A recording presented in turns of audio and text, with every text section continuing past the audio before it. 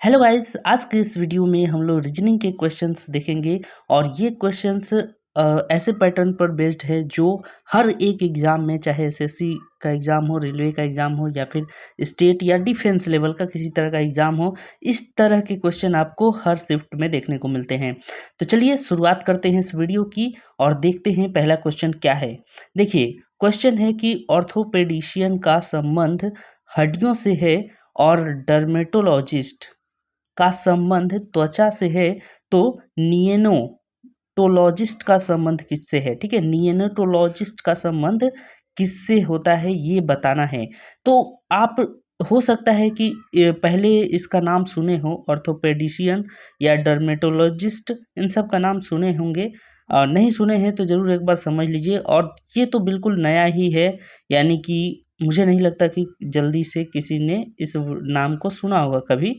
तो ये थोड़ा-सा नया नाम है। देखिए, ऑर्थोपेडिशियन वो होता है जो हड्डियों का विशेषज्ञ होता है, डर्मेटोलॉजिस्ट वो होता है जो त्वचा विशेषज्ञ होता है, ठीक है? ये डॉक्टर वाली जो उपाधियाँ हैं, वो हैं, ठीक है? याद रखिएगा।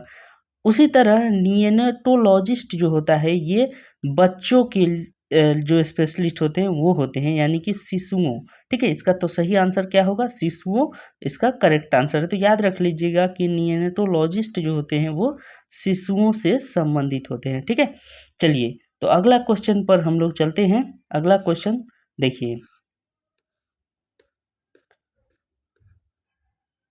ये है हमारा अगला क्वेश्चन। क्वेश्चन है कि ऑप्थेल्मोलॉजिस्ट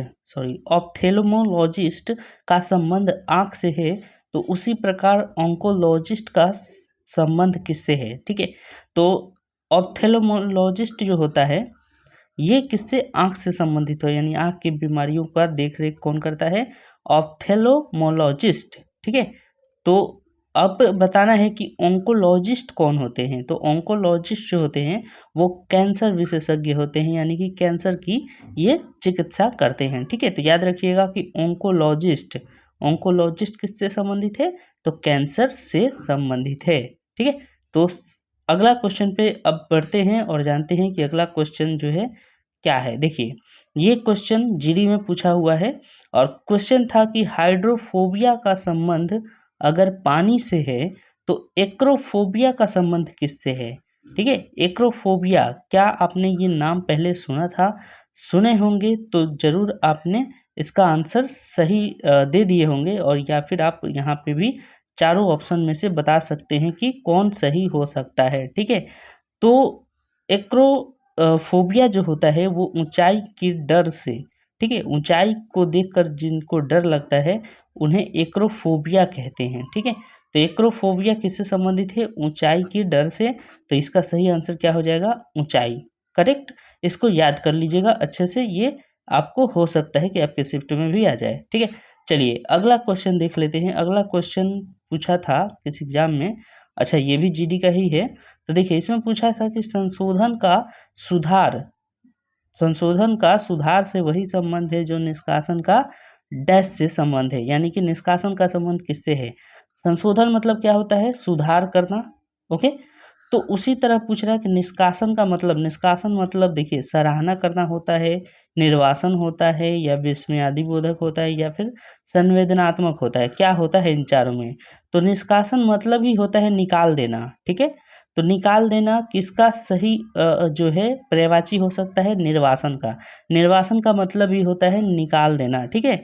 तो जैसे सुना होगा आपने कि निर्वासित कर देते हैं घर से लोग, ठीक है? तो घर से निर्वासित यानी कि घर से निकाल देना, यानी कि करेक्ट आंसर इसका क्या हो जाएगा? निर्वासन। समझ में आया? चलिए, अगले क्वेश्चन पे बढ़ते हैं। अगला क्वेश्चन देखिए, विटीकल्चर का अंगूर से अंगूर से वही संबंध है जो फ्लोरिकल्चर का किससे है? ठीक है, पूछ रहा है विटीकल्चर। ध्यान रखिएगा, ये जीके का भी क्वेश्चन आप में आ सकता है कि अंगूर उत्पादन के जो मेथड होते हैं उसको क्या कहते हैं? तो याद रखिएगा कि विटीकल्चर कहते हैं, ठीक है? उसको विटीकल्चर कहते हैं, अंगूर उत्पादन। फ्लोरिकल्चर किससे संबंधित है? तो फ्लोरिकल्चर जो है ये संबंधित है फूलों से। किससे संबंधित है ये? फूलों से संबंधित है, याद रखिएगा। फूलों से, बागानों से ये संबंधित होता है फ्लोरिकल्चर। तो इसका करेक्ट आंसर क्या हो जाएगा? फूलों से, ओके? चलिए, अगले क्वेश्चन पे बढ़ते हैं। अगला क्वेश्चन है कि जिस प्रकार कैनवस का संबंध पेंटिंग से है, कैनवस का संबंध किससे? पेंटिंग से है। तो बताइए, ठीक है, बताना है कि इंद्रधनुष का संबंध किससे है? इंद्रधनुष का संबंध किससे है? तो देखिए कैनवस क्या होता है? कैनवस यानी कि जहाँ पे पेंटिंग बनाई जाती है, जिस चीज़ पर पेंटिंग बनाई जाती है उसको कैनवस कहते हैं। तो बताइए कि पेंटिंग बनता है कैनवस पर, तो इंद्रधनुष कहाँ बनता है? इंद्रधनुष बादलों में बनेगा, वर्षा में बनेगा, या फिर सूर्य में या आकाश में, कहाँ बनेगा? तो बादल इसका करेक्ट आंसर नहीं है, ठीक है। बादलों में इंद्रधनुष नहीं बनता है, इंद्रधनुष आकाश में बनता है। तो सही आंसर क्या हो जाएगा? आकाश, ठीक है। बादल क्या करते हैं? बादलों से रिफ्लेक्ट होकर बनता है इंद्रधनुष, ठीक है। जब प्रकाश की किरणें रिफ्लेक्ट होती हैं बादलों से तो वो बनाती हैं, लेकिन कहाँ पे बनाती हैं? आकाश में। तो इसीलिए इसका करेक्ट आंसर क्या हो जाएगा? आकाश, राइट।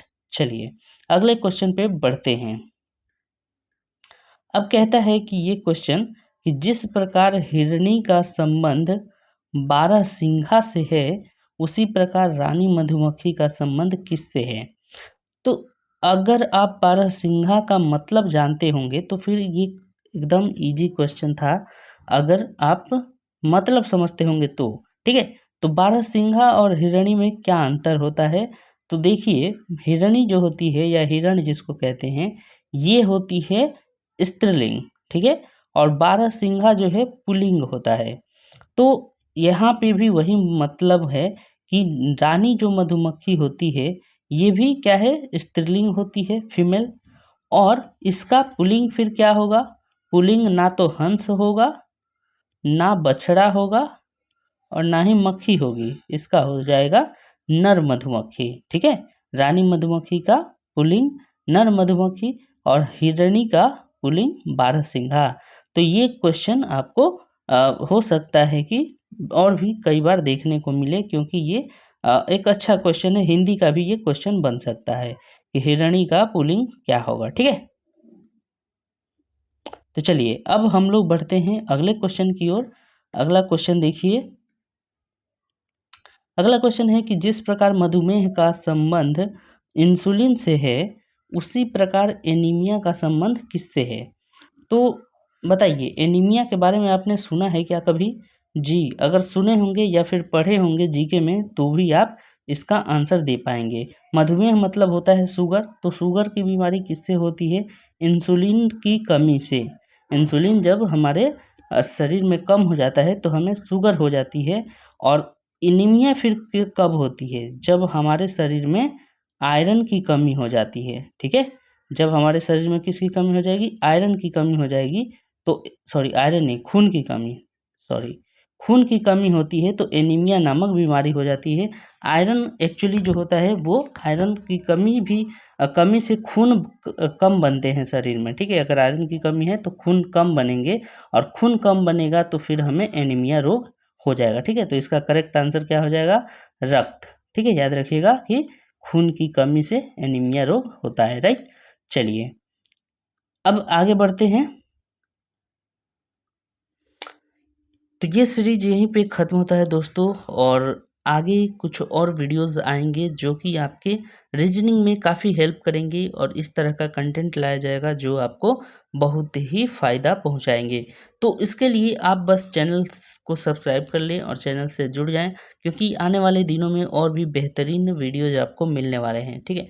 तो आपको अपना फीडबैक देना है कमेंट बॉक्स में कि कैसा आपको क्लास लग रहा है, आगे कंटिन्यू कैसे करना चाहिए, या फिर कुछ नए टॉपिक ऐड करने चाहिए। ज़रूर अपना फीडबैक दीजिए, उसके अकॉर्डिंग हम लोग वीडियोस लेकर आएंगे, ठीक है। तो मिलेंगे किसी और हेल्पफुल वीडियो के संग, तब तक के लिए बाय।